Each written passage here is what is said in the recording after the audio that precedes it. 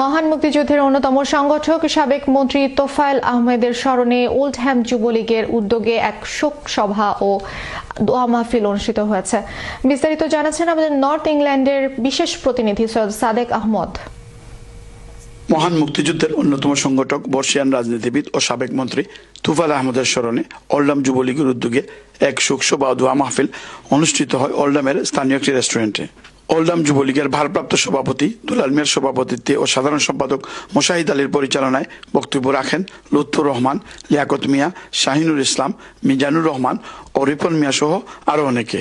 অনুষ্ঠানে বক্তারা মরহুম তোফায়েল আহমেদের বর্ণাঢ্য রাজনৈতিক জীবন, মহান মুক্তিযুদ্ধে তার অবদান এবং বাংলাদেশের গণতান্ত্রিক আন্দোলনে তার গুরুত্বপূর্ণ ভূমিকার কথা গভীর শ্রদ্ধার সাথে স্মরণ করেন।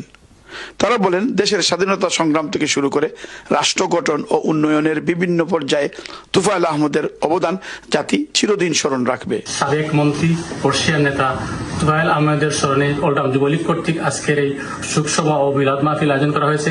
আজকের এই শোকসভা থেকে বর্তমান সরকারের প্রতি নিন্দা জানাচ্ছি। জনাব তোফায়েল আহমেদের যেসব মূল্যায়ন করা উচিত ছিল সেই মূল্যায়ন করা হয়নি। শোকসভায় মরহুমের কর্মময় জীবনের বিভিন্ন দিক তুলে ধরা হয় এবং দেশ ও জাতির কল্যাণ, শান্তি, সমৃদ্ধি ও মরহুম তোফায়েল আহমেদের রুহের মাগফিরাত কামনা করে মুনাজাত পরিচালনা করা হয়। Syed Sadek Ahmed, channel S news, Oldham, Greater Manchester.